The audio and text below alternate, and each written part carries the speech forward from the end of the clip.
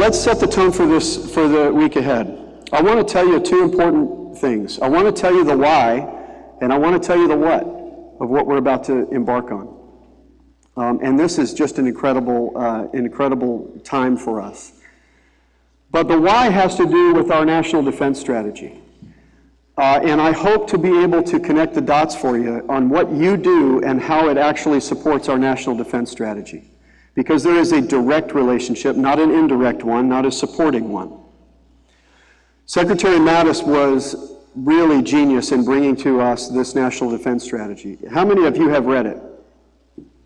Okay, thank you. And for those of you who haven't, what I would tell you is read it. And if you can, please read the classified version of it. What it commends to us is that we have to realize that we have returned to an era of great power competition. And getting to a more lethal force through readiness and through modernization is absolutely critical to us getting ahead. That little clip you saw of Hap Arnold, that's the world that he faced as well. That's exactly the same world that he faced. An era of great power competition where the Air Force's capabilities were, in some ways, very behind in scary, scary ways. And that is the reality that we face. In fact, when I first took this job, I actually asked the intel community for help and the Joint Staff for help, and through the RCO, they put together a threat briefing for me. And that threat briefing I am bringing out in town halls to every man, woman, and child in Air Force contracting in a classified setting to tell you to respect our community enough to tell you the why before I tell you the what you need to do. And I don't know that we've done that enough. And frankly, I think we need to respect our people to do that, to tell them why. Because, ladies and gentlemen, this is about our kids. That's why I'm still in uniform. And I will tell you, I can't share, obviously, the threat briefing, but what I can share is we took the joint force capabilities, 14 joint force capabilities, and we took 6 of them that the Air Force contributes to that fight.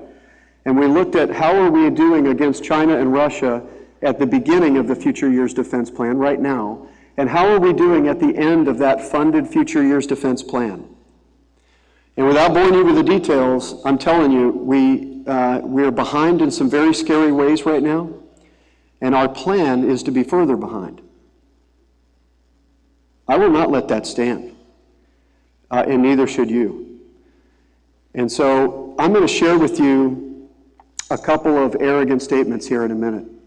But if you think that China and Russia's designs are either just regional or just peaceful and economic, you have another thing coming and you're watching too much television. The freedoms that we enjoy are not a birthright. If you look at the history of the world, 10,000 years, our influence on the world stage is a blip on the radar screen. And the freedoms that we enjoy could be quite temporary if we don't pay attention. This is our time, and it may be depressing for you to hear, but ladies and gentlemen, we are not in peacetime. I'm a student of history and of national security and of large organizations. And I will tell you, we are in the interwar years. And what we do in the interwar years, as what Hap Arnold did in the interwar years, matters. It matters. We have got to get this right. And we've got to do it with a sense of urgency, and I have a sense of urgency, and I think you're going to hear Dr. Roper does as well. So if you want to understand Russia and China, Russia, we've heard a lot about their economic troubles, but even with their economic troubles, they've done pretty well in their strategy against us. Yes, they fight us with ones and zeros and with dollars and cents, but in some ways, even with military forces. They annexed Crimea, and the world had to watch them do it. Their design is quite clear to bring back the preeminence of the Soviet Union.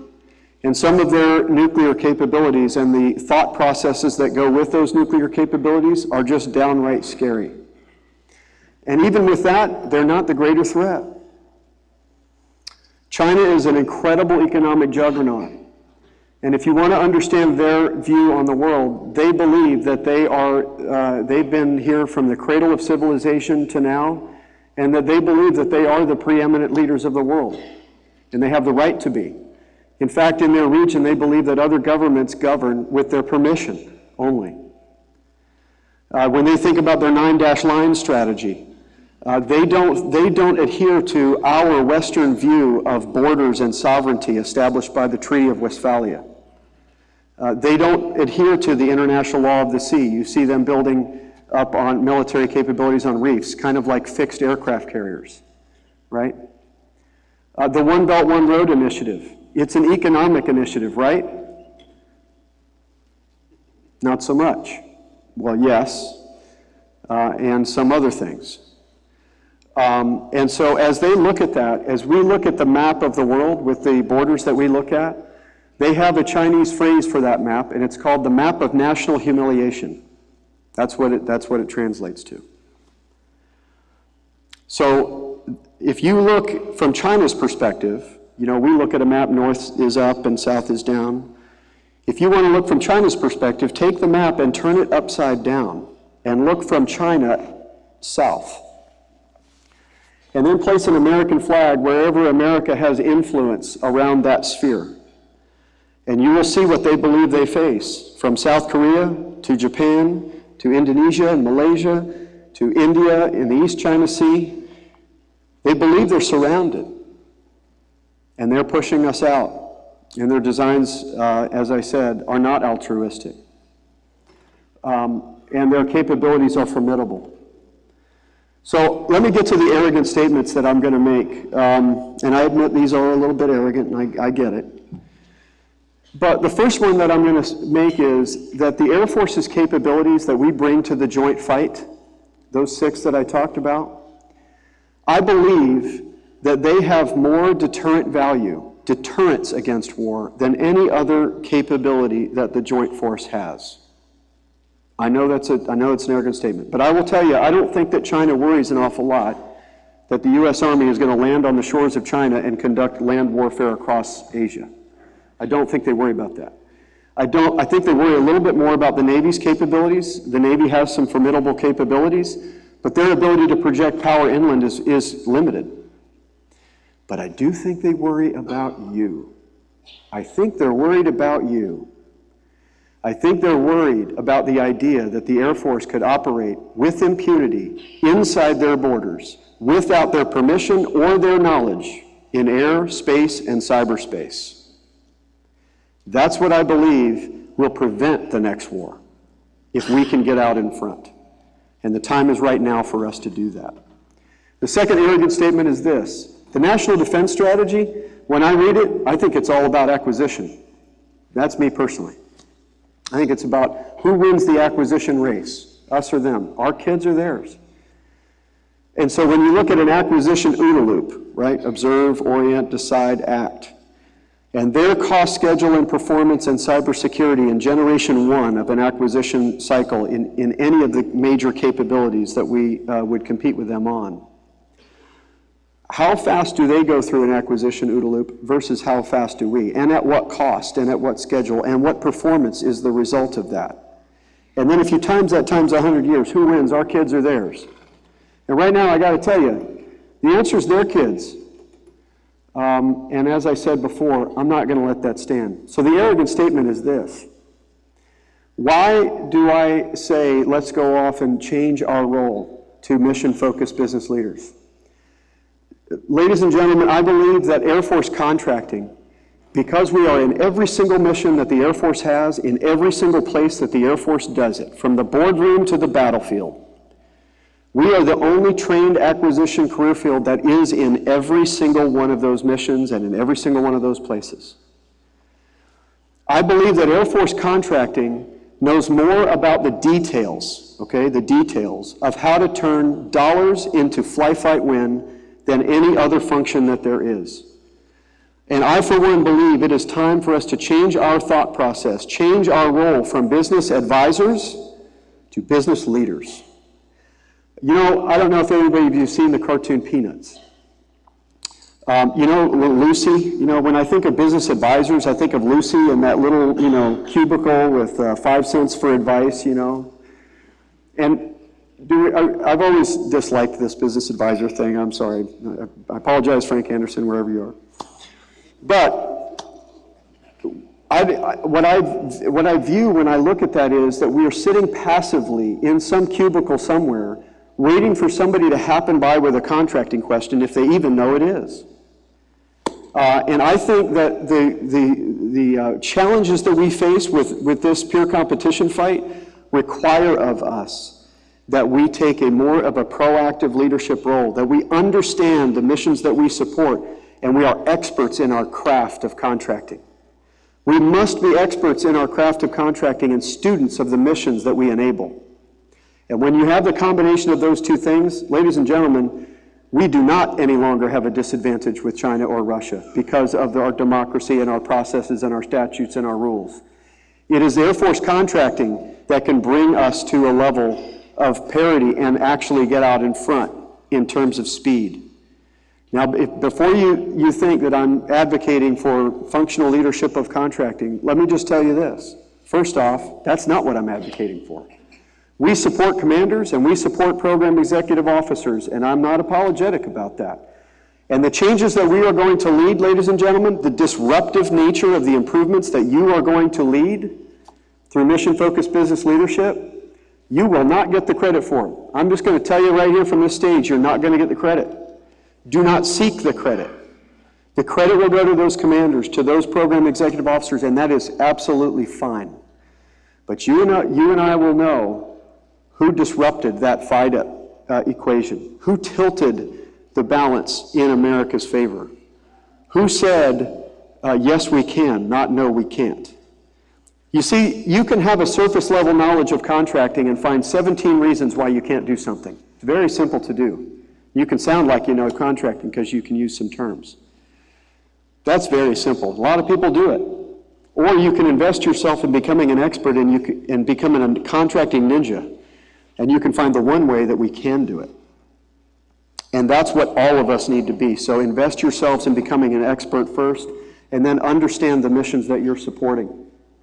So mission focus, what's that all about? I said we need to become experts in contracting and students of the missions we enable. I'll tell you a really quick story about that. I was at Wright Pat in command of FICA, and I went to an NCMA breakfast. And before the breakfast, we were just kind of chatting with folks, and this first lieutenant was there in contracting, and I thought, oh, cool, I'll introduce myself. How are you? You know, I'm General Holt, and, oh, yeah, I'm Lieutenant somebody. And I said, well, where do you work? Sir, I'm in the MQ-9 SPO. Oh, that's awesome. I said, so are we still doing 45 caps? That was crazy. And he said, caps, sir? And I said, oh, maybe they've changed the terminology. And I said, combat air patrols, 24/7 over the target area, period of time, times 45, right? He goes, oh, sir, I'm sorry, I don't work that part of the program. You don't work that part? What part of the program is that? So I'm thinking, well, where do you work? Well, sir, I work on modernization of the MQ-9. I said, oh, great. So do we have auto takeoff and land on this thing yet or not? I mean, we're trying to integrate the JDAM and ahead of that. Do we have that on there? Just curious. He goes, oh, sir, I'm sorry, I'm just contracting. I said, Lieutenant, have a seat. This changed from a casual chat to a mentoring session. And right then and there at the NCMA breakfast, I told this young lieutenant, there is no way you can do your job in contracting unless you understand how this weapon system is employed in combat and what the program manager's challenges are, financial challenges, configuration control challenges, technical challenges. You cannot do your job well if you don't know that. Oh, yes, sir, yes, sir, yes, sir. So I don't know if he ever came back to an NCMA breakfast, and for the NCMA folks, I'm sorry. But that's as clear as I can put it for you folks. We have to understand it. But it is a thing of beauty. When you see an unlimited warrant holder that understands the mission and is an expert in the contracting and knows those proposals better than the companies know them, it is a thing of beauty to watch, ladies and gentlemen. And that is direct support of that national defense strategy. I am mindful that what we're embarking on is a culture change. It really is. It is different than the past, and I acknowledge that. But I will tell you, over time, as your compatriots have trouble getting this cultural change down, be patient with them. They're valuable people too, right? I don't like this term, the frozen middle. We need them too. We need the main body of the workforce if we're going to beat China and Russia. That's who we need. We need everybody. So be patient with that. However, I would also submit to you that this culture that we're headed towards is not new. In fact, this is why the theme of this conference is Hap Arnold. Hap Arnold, I would submit to you, was the original mission-focused business leader. We're going to have Dr. Torino come up and talk to us about that in more detail. But he was. This coin that you see commemorating this training summit, it has 3 aircraft on it, and you don't have to agree with me. These are just my reminders, okay? And I'm forcing it on all of you in the coins. But there's 3 aircraft up there, the P-40, and it's a pig of an aircraft, and then the B-25 Mitchell down below, and then my beloved F-22 Raptor. So the P-40 is a reminder. Actually, all of this is a reminder.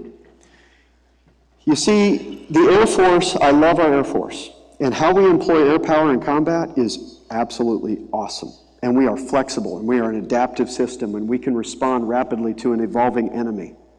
Yet the same exact people that can do that walk into a boardroom or a conference room, and they're upset about the order of the name tags on the table.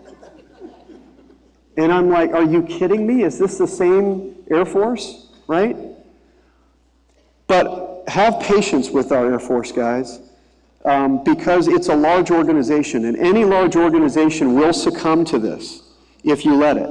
It's groupthink. And you get into this rut of bureaucracy where protocol and manners and things like that start to matter more than mission and results and teamwork. And the Air Force has gone through a litany of reorganizations that just drain my will to live. I'm just sorry, they do. But I think that's calming down. And I think it's time to really cement some of our relationships. And it's time for the Air Force contracting family to get back together and to stop adhering to this notion that it's all about just unity of command. It's not about just draw a bright red line around your organization. Everybody in here is good and everybody else is evil, right? That is not going to beat China and Russia. We cannot just improve upon our own past performance. We have to disruptively improve it. We've got to change the game against the only scoreboard that matters, the one with China and Russia. We have to stop fighting each other. It's not contracting against program management. It's not test against program management or engineers against contracting. It's not. You know, ladies and gentlemen, we've got to pay attention to the real scoreboard and put all the experts at the table right up front to make sure that we get this right and that we start focusing on winning, and we value all of the expertise at the table in doing that. And in contracting, mission-focused business leadership is not just a fancy title for a training summit. It's also a strategic plan. It's a plan of action, a very specific one, where we are teaming up across Air Force contracting and getting after this with horizontal teams that cross-cut all the PEOs we support, all the commanders that we support. And we are going to change the game, big time. So let me finish with this analogy here. This reminder is a reminder not to let the peacetime Air Force get in the way of itself. The P-40 is indicative of Claire Chennault. I don't know if a lot of you understand the history of Claire Chennault, but he was in charge of the Flying Tigers. Right before we entered World War II, he used this P-40 pig of an aircraft to wax a bunch of Japanese Zeros that he shouldn't have been able to beat. Well, Claire Chennault, you know, when you learn about it in ROTC or the Academy, you know, whatever, you see him with his general stars on, smiling face, Air Force uniform. What you don't see, what they don't teach a lot of people is, the peacetime Air Force kicked him out. He retired from the Air Force as a captain. He didn't make major for 20 years. Okay? We kicked him out. Why? Because he wouldn't shut up. The Air Force at the time was a very bomber-centric Air Force, and he was advocating for air superiority and the importance of pursuit aviation, right? So that anything on the surface of the globe can happen without the threat of air attack. And he wouldn't shut up about it, so he's out. After his success, and we started to realize the tyranny of distance in the Pacific and the preeminence of the aircraft carrier, all of a sudden Claire Chennault is now persona grata, and we bring him back into the Air Force. All is forgiven, right? Be careful of protect your innovators. Billy Mitchell, very similar story. He would not shut up. He was telling the Navy the aircraft is a more powerful system than even the battleship, and the aircraft carrier needs to replace the battleship as the center of sea power. And he wouldn't shut up about it. In fact, he grabbed an old captured battleship from World War I called the Ostfriesland. He strapped on an aircraft and with a single bomb sent that battleship to the bottom of the ocean. And he wouldn't shut up about it. And he got court-martialed for insubordination. And he died thinking he was a disgrace. And now we celebrate him. We named an aircraft after him. And Jimmy Doolittle, an innovator in his own right, flew that. What I need you to understand is the partnership with industry and technology has been a key component of the Air Force's strength. But now the complexity of the acquisition process and the contracting rule set makes it such that we have to specialize experts like you in it. But don't forget this. You, ladies and gentlemen, are that part of Hap Arnold. You are that part of Billy Mitchell. You are that part of Claire Chennault that interacts with industry and with science and gets the Air Force out in front. And ladies and gentlemen, if you won't do it, there's not anybody else that will. You need to get up out of your chair and help this fight and understand where we're at. But these are reminders of me to not shut up, and I hope that you will not either, because it's about winning and it's about our kids. Don't let the peacetime Air Force get in its own way. Don't shut up. That F-22 is a reminder of something else, and that is conventional wisdom. The F-22 Raptor, I spent 5 years of my career on that, part as a PCO in the program office and part as the head of the program PEM shop as a program manager. And I will tell you, quite honestly, the F-22 as an acquisition program broke every rule there is to break. It was the example of what not to do in acquisition. It took way too long. It took on a whole bunch of immature technologies at once while it built the aircraft that was going to house those technologies. It was in effect the long ball. It was the Hail Mary pass to get 2 generations out in front of our adversaries in capability. It was way over cost. Horrible program. So I'm not advocating for bad programs, but what I am saying is this.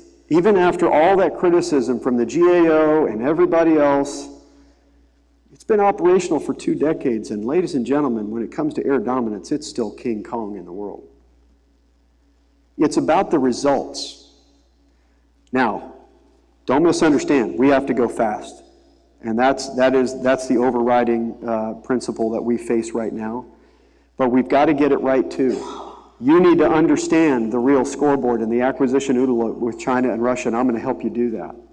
And then we're going to actually change it so we're results focused, not just process focused.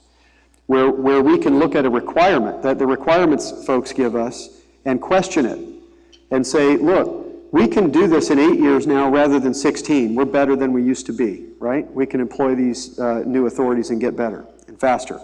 But ladies and gentlemen, if we're still behind our adversaries after 8 years of acquisition effort, why would we start that, right? So I want us to really understand what that real scoreboard looks like, and then get after that, and complicate our adversaries in many ways. So I'm going to end with that. We've got a great agenda lined up for you all week. Obviously, Dr. Roper is about to come talk to us. We've got Dr. Torino. Major General Spacey is coming in from Air Force IMSC, and he's going to really talk to us about the installation of the future, or the platform that we fight from, that readiness piece, and how important that is in what you support. I am thrilled. We have somebody coming in on Wednesday. His name's Palmer Luckey. And Palmer Luckey is really a special individual. He's a 26-year-old billionaire. He invented the Oculus virtual reality headset, and he sold it to Facebook for billions of dollars. And Facebook promptly shared all that technology with the Chinese. And he started his own company in Silicon Valley, and he's bucking the system. And his heart is with us. His heart is, I am going to support the U.S. military only. That's what he has committed his life to at the age of 26. And that's not a popular thing in some of the circles that he runs in.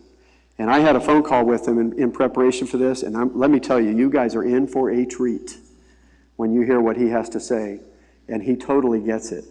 He totally gets it. And he's not being quiet about it either, at great risk to himself and his reputation. So lastly, I want to thank the Wyndham for putting on this event. This is just a grand event. You may have noticed behind me this absolutely fantastic American flag. If you would look a little closer, you'll realize it's a little soiled. It's a little ripped. Ladies and gentlemen, this American flag has special significance for our Air Force contingency contracting officers because it was our CCOs that recovered Tyndall Air Force Base after it was devastated by a hurricane. And ladies and gentlemen, I'm proud to tell you that this flag is the flag that flew over Tyndall Air Force Base. And they lent it to us in honor of what we're doing here in mission-focused business leadership. So with that, I'll get off the stage and invite Dr. Roper to join us.